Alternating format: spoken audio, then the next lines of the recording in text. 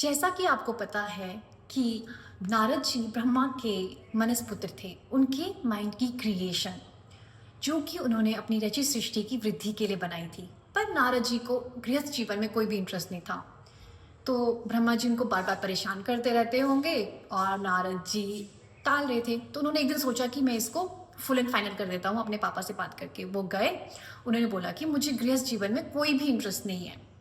तो ब्रह्मा जी और उनके बीच थोड़ा बहुत आर्ग्यूमेंट होता है और ब्रह्मा जी को फिर गुस्सा आता है और वो बोलते हैं कि ठीक है, तो तुम जिंदगी भर कुंवारे ही रहोगे और किसी भी यज्ञ में तुम्हें कोई भी आहुति नहीं डलेगी और ना ही कोई तुम्हें देव आहुति डलेगी।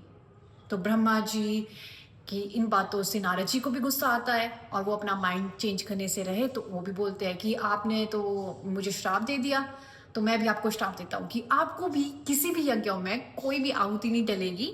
लोग शिव जी और विष्णु जी के लिए मंदिर बनाएंगे, पर आपके लिए कोई भी मंदिर नहीं बनाएगा।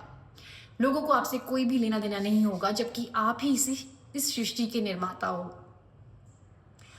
और ब्रह्मा जी के लिए कोई भी टेम्पल नहीं है except one at Pushkar, Rajasthan. और बोलते हैं कि मुझे वैसे भी किसी चीज़ से लेना देना नहीं है, मुझे नारायण का ही नाम जपना है, तो मुझे किसी भी श्राप से कोई फर्क नहीं पड़ता।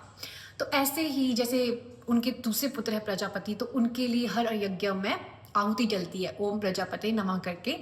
तो जो प्रजापति दक्ष के जो पुत्र हुए, तो नारद जी उनके पास गए, बोला कि तुम शादी करने जा रहे हो, तुमने तो अभी ब्रह्मांड देखा ही नहीं। और मैं मानता हूँ कि गृहस्थ जीवन के अपने सुख है, पर आपको हमेशा काम करते रहना पड़ता है, आप घूम नहीं सकते, आपको अपने परिवार के बारे में सोचना पड़ता है, उन्हीं के साथ रहना पड़ता है और तुम कभी भी इस ब्रह्मांड को घूम ही नहीं पाओगे। तो पहले ब्रह्मांड को घूम लो, उसके बाद जब वापस आओगे तब शादी कर लेना। तो वो सब भी हामी भरते हैं और विचरने घूमने निकल जाते हैं ब्रह्मांड को देखने। और ब्रह्मांड इतना बड़ा है, समझ लो इन्फिनिटी। तो वो कभी उसको घूमकर वापस आए ही नहीं। उन्होंने सोचा था कि हम वापस आकर शादी करेंगे, पर वो तो घूम ही रहे।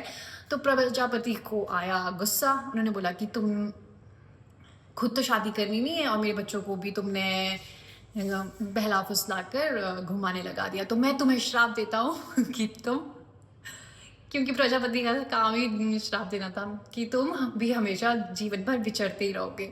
तो नारद जी से बोलते हैं कि मुझे कोई फर्क नहीं पड़ता जब तक मैं नारायण नारायण नारायण का नाम ले रहा हूँ। और उन्होंने इन कर्स को, इन श्राप को ब्लेसिंग की तरह यूज़ किया है वैदिक धर्म का प्रचार करने के लिए, और बहुत सारी चीज़ें लिखी भी है और उनको किसी भी चीज़ की कभी इच्छा नहीं रही।